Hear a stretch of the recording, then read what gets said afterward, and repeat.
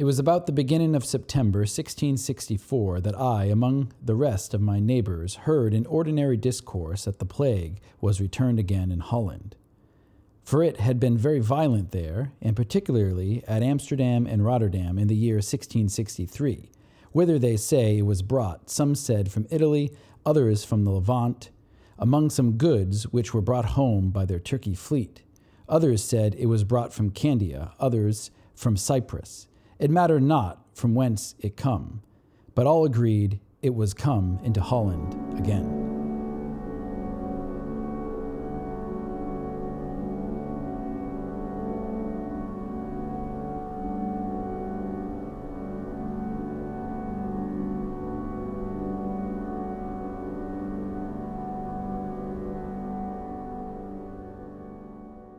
Welcome to Positive Read-Ins. Support this channel and new literature by getting your copy of Commuting. You can link to it in the description. It'd be greatly appreciated. Thank you. The opening excerpt was the first paragraph from Daniel Defoe's 1724 book, A Journal of the Plague Year. This is not exactly a novel. It's a strange mix between novel and nonfiction. It is dealing with the Great Plague of London of 1665, and it's written with a fictional narrator, an unnamed narrator who goes by H.F., and his travels around London during the plague, his reports on the death pits and the deaths that are happening in the street, his reports on the daily death toll. So we have a lot of statistics, some numbers, figures coming in of who's dying and where, and as the plague is kind of ramping up, they don't know what causes the plague. They don't find that out till later. So there's different theories about why it's happening. There's quack medicine or quack doctors out there trying to steer people around. A lot of fear throughout this book. Again, it doesn't really have a main character. It's more just reflections on a pandemic and how people are responding to it, and some critiques of that. So in that way, it's quite interesting, being that we ourselves have recently had a pandemic, and to kind of look at Defoe's look of that incident and our own, and compare them a bit. Defoe had a kind of a topsy-turvy life. He went broke many times, and he's most famous now for the novel Robinson Crusoe, which some credit it as the first English novel. And he wrote that really at the end of his 50s, going into 60s. So his literary fame really comes at the end of his life. He wrote this book in 1724. He had a few novels before that, but just a few works, novelistic works under his belt. The rest that he wrote previous to this were about kind of travel logs and pieces of journalism. Separate from the content of the book, an interesting, I guess, aspect of reading this is just to see how these early works were written. There's one sample paragraph I'm going to put up here to give you an example, but you'll notice that all of the nouns are capitalized, right? But to come to matters of trade, matters and trade, capitalize. The entire paragraph, and many of the paragraphs are like this, are essentially one sentence. They're just pieced together using semicolons instead of periods.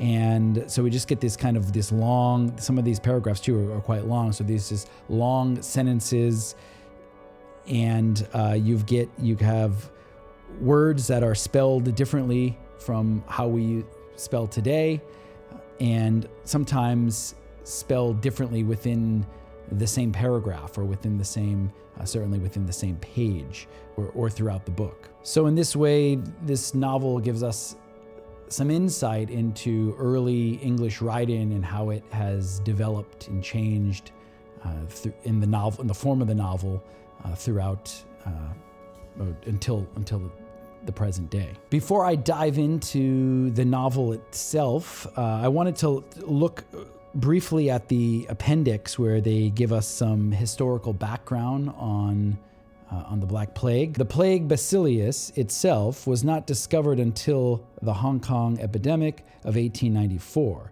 It is called Yersinia pestis and is carried by the fleas that live off the black rat.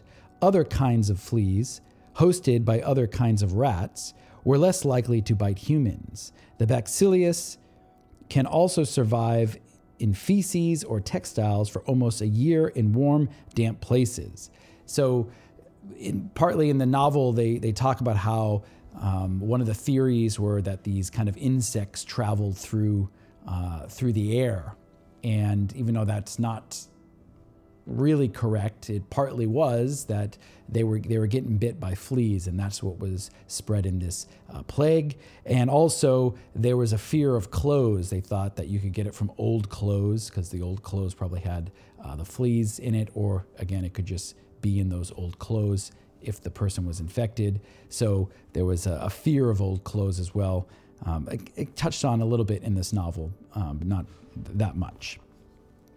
Another part here says, of the three kinds of plague, bubonic, pneumonic or pulmonary, or septemic, H.F., that's our narrator, most frequently described the first. Between 3 and 10 days after the infected flea bite, the black pustule appears, followed by enlarged lymph glands in the neck, groin, and underarm area, forming the primary swelling or bubo. That's where the bubonic name comes from. So you get these swellings under the arm or up on the neck. Next come headache, vomiting, sharp pains, fever, chills, restlessness, and delirium. For 60 to 80% of the victims, death would follow swiftly. And so there's three types of plague that was really affecting these people. Bubonic, they get these what they call tokens in this novel, these kind of black marks on their body, and that's where the name Black Plague comes from. Also, they had a pulmonary one. That would be the one that would be passing through, more communicative through like breathing or coughing on others. And then one of the blood. But his main focus here is obviously bubonic, as they mentioned throughout this book. Another interesting, I guess, kind of description of the early reaction to this plague as it comes. He says, I shall not be supposed to lessen the authority or capacity of the physicians when I say that the violence of the distemper, and that's what they call, throughout he refers to the plague as a distemper, when it came to its extremity, was like the fire the next year. So the next year, 1666, there's the Great Fire of London.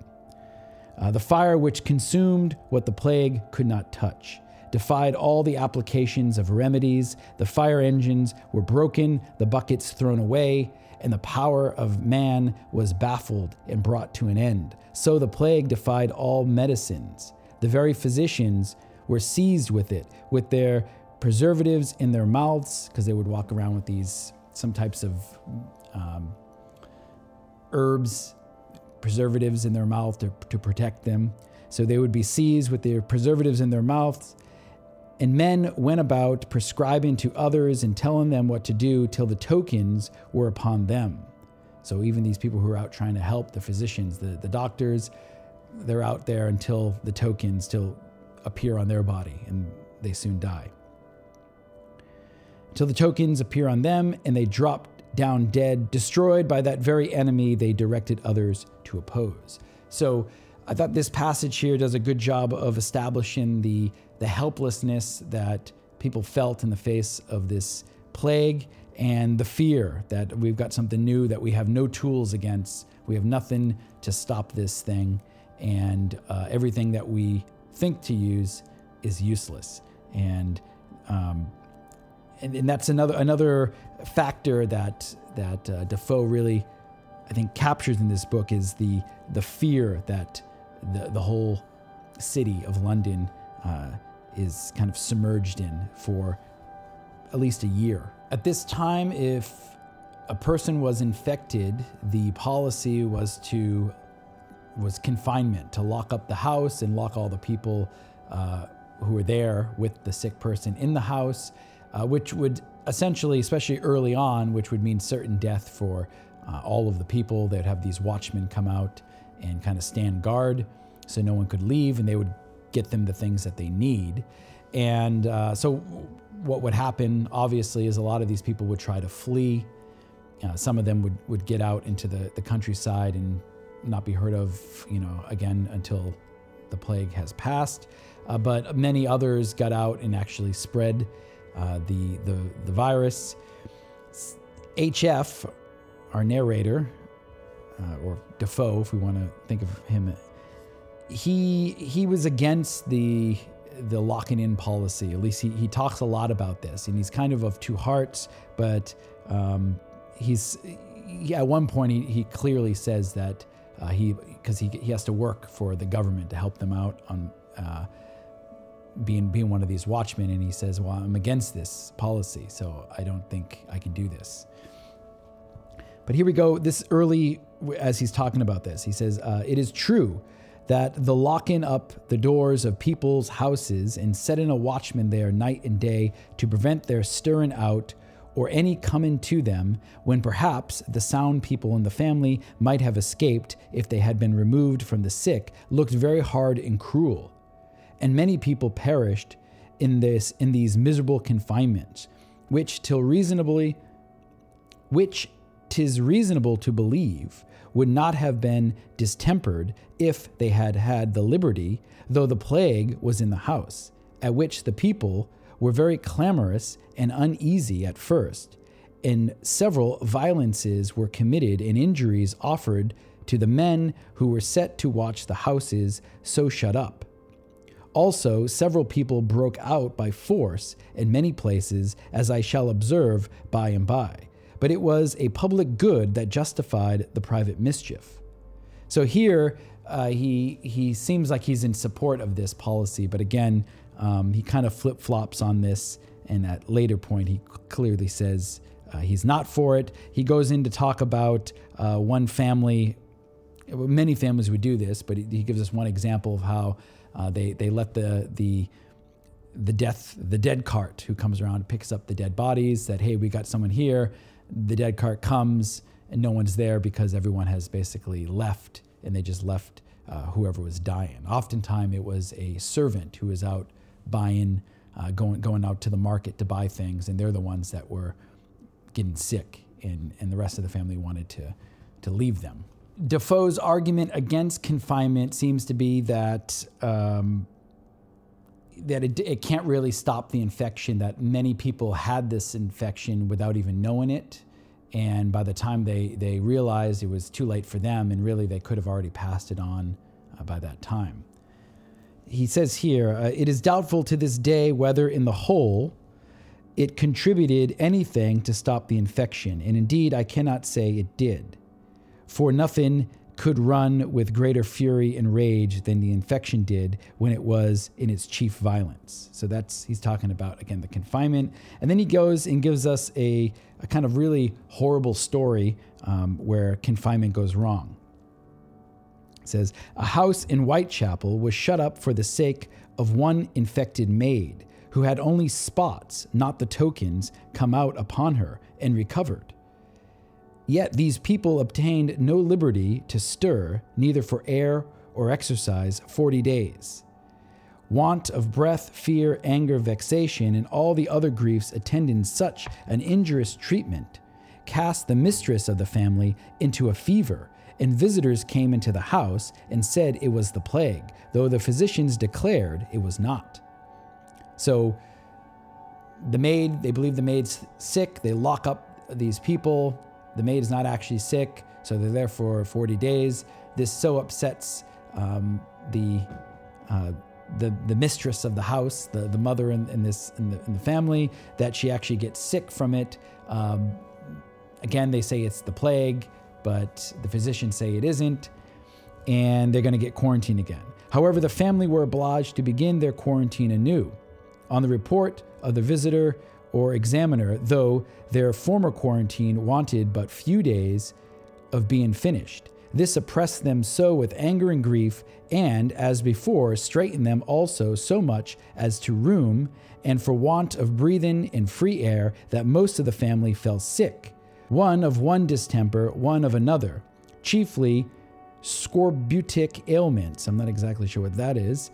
Only one a violent colic, till after several prolongings of their confinement, some or other of those that came in with the visitors to inspect the persons that were ill in hopes of releasing them, brought the distemper with them and infected the whole house. And all or most of them died, not of the plague as really upon them before, but of the plague that those people brought them, who should have been careful to have protected them from it. And this was a thing which frequently happened and was indeed one of the worst consequences of shutting up houses. So the people, the inspectors going in, they're the ones that actually brought the plague to these people who didn't actually have it, but they thought they had it.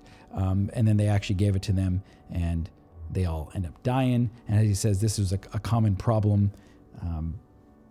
So this is one example of how he's against confinement. Another one that he speaks on, this was much of it before the order for shutting up of houses was strictly put into execution. For at first the watchmen were not so vigorous and severe as they were afterward in the keeping the people in. That is to say, before they were, so much of them, severely punished for their neglect, failing in their duty and letting people who were under their care slip away, or conniving at their going abroad, whether sick or well.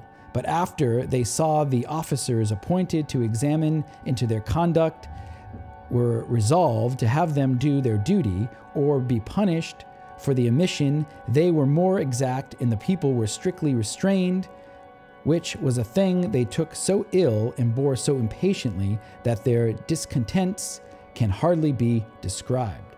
So this kind of bureaucracy comes in, fills in the place of this new business that's needed, these new operation. We need people to be locked into the house. At first, they're not really taking it serious. Then you get all these kind of members to come in, these different officers. They start punishing people for not following it, and then the underlings, the watchmen, become a lot more strict, and this creates even more tension with the people. And a last point on this, again, dealing with the ineffectiveness of confinement, he says, and while this was so, it is easy to see that the shutting up of houses, that's the confinement, was no way to be dependent on as a sufficient method for putting a stop to the infection, because, as I have said elsewhere, many of those that so went out of those infected houses had the plague really upon them, though they might really think themselves sound. And some of these were the people that walked the streets till they fell down dead.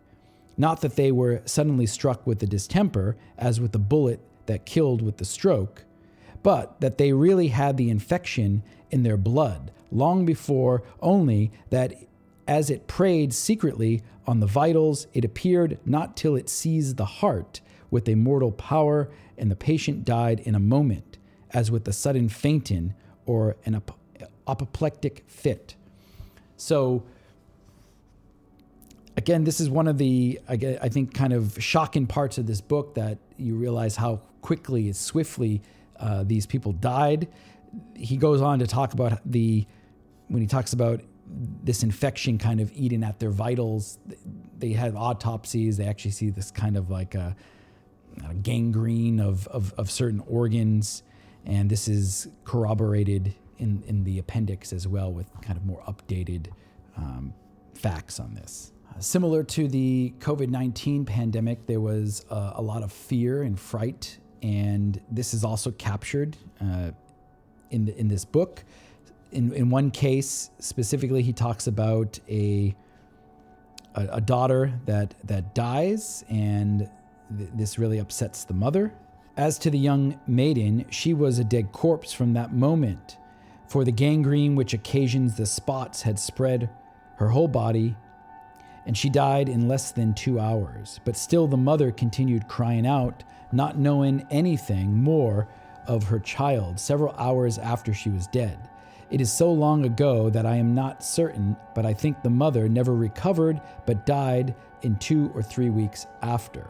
And then a little later on, he says, but besides those who were so frightened to die upon the spot, there were great numbers frightened to other extremes, some frightened out of their senses, some out of their memory, and some out of their understandings. But I return to the shutting up of the houses. So there's an extreme fear, not only causing people to die, again, according to the narrator, but also causing them to lose their memory, to become kind of, he says, frightened out of their senses. So I guess they just kind of lose their ability to, they basically go crazy. I would assume that's what he means here.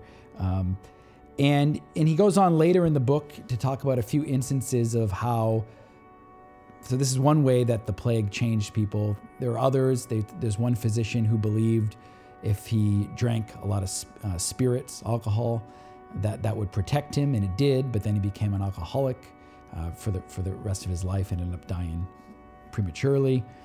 You have soldiers who were impressed, kind of forced into the military, and in their case, that was a happy change because they ended up missing the plague and coming back, but then half their family's gone. So you've got not only the plague that's kind of ravishing the city, but you have a lot of other social factors at work, just like you would in any kind of plague in a large society. Throughout the book, there's a number of descriptions of people dropping dead that are kind of horrifying. Here is one. Innumerable dismal stories we heard every day on this very account. Sometimes a man or woman dropped down dead in the very markets. For many people that had the plague upon them knew nothing of it, till the inward gangrene had affected their vitals, and they died in a few moments. This caused that many died frequently in that manner in the streets suddenly, without any warning. Others perhaps had time to go to the next bulk or stall, or any door, porch, and just sit down and die, as I have said before. These objects were so frequent in the streets, meaning the dead bodies, that when the plague came to be very raging, on one side there were scarce any passing by the streets, so no one's really going out because of the plague, but that several dead bodies would be lying here and there upon the ground. On the other hand, it is observable that though at first the people would stop as they went along and call to the neighbors to come out on such an occasion, yet afterward no notice was taken of them, but that if at any time we found a corpse lying, go across the way and not come near it, or if in a narrow lane or passage, go back again and seek some other way to go about the business we were upon. So it becomes just kind of common that during this kind of, when the plague is really raging, to have these dead bodies in the street, and people would just try to avoid them until the dead carts would come and pick them up and kind of drop them into a pit. While this is a kind of a dismal and depressing book, it's not all horror. There's some kind of oddities and maybe bright lights. One story here near the end, he says, I heard of one infected creature who, running out of his bed in his shirt, in the anguish and agony of his swellings, of which he had 3 upon him, so these swellings had 3 on him, got his shoes on and went to put on his coat, but the nurse resisting and snatching the coat from him, he threw her down, run over her, run downstairs and into the street directly to the Thames, in his shirt, the nurse running after him and calling to the watch to stop him. But the watchman, frightened at the man and afraid to touch him, let him go on, upon which he ran down to the still yard stairs, threw away his shirt, and plunged into the Thames, and being a good swimmer, swam quite over the river, and the tide being coming in, as they call it, that is, running westward, he reached the land not till he came about the Falcon Stairs, where landing and finding no people there, it being in the night, he ran about the streets there, naked as he was, for a good while, when it being by that time high water, he takes the river again, and swam back to the still yard, landed, ran up the street again to his own house, knocking at the door, went up the stairs and into bed again. And at this terrible experiment cured him of the plague. That is to say, that the violent motion of his arms and legs stretched the parts where the swelling he had upon him were, that is to say, under his arms and his groin, and caused them to ripen and break, and that the cold of the water abated the fever in his blood. So here's an example of someone who runs out into the river, swims across the river in kind of a frenzy.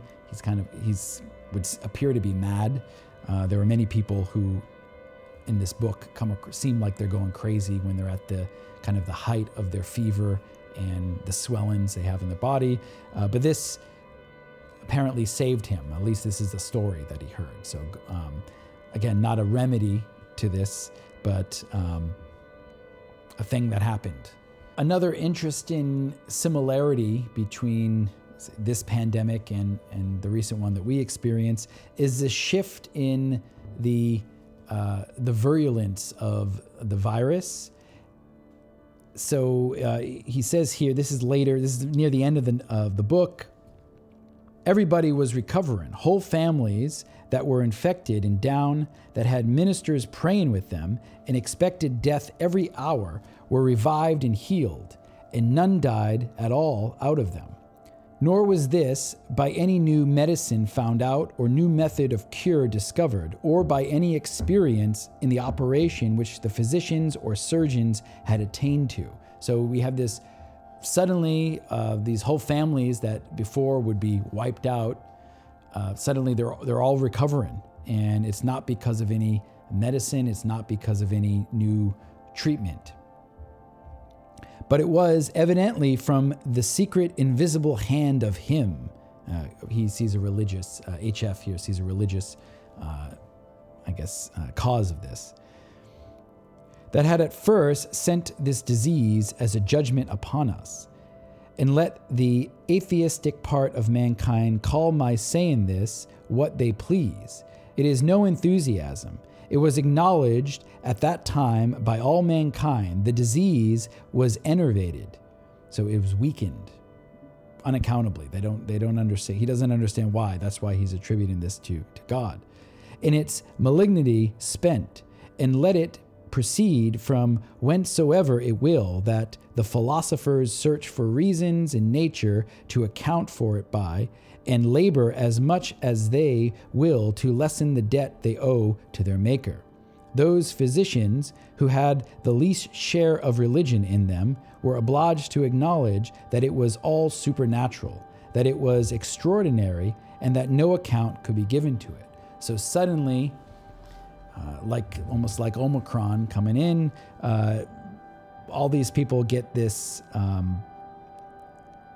who had this suddenly recover. It's not, of course, the Black Plague is far more dangerous than COVID, but there's still a shift we get as the species kind of rises out of this sickness and heals itself and moves on. And that's pretty much the end. It actually ends with a little poem. A dreadful plague in London was in the year 65, which swept 100,000 souls away, yet I alive. And that's really the focus of this book. The plague, I'm going to go out and report this is what happened, and I lived. Of course, he did live. He's writing this almost 100 years later, But he's writing this because another plague was coming, or another plague I think came in France at the time, and that's kind of what encouraged him to write this. So the Journal of the Plague Year, it's not a fast read, that's for sure. It's not a novel. You don't have a character, but it's interesting to see a society under threat, feeling helpless, and how they're struggling through that. And again, I think it helps to put some of the same trials that we went through during the COVID pandemic into perspective. And for that, it's worth reading.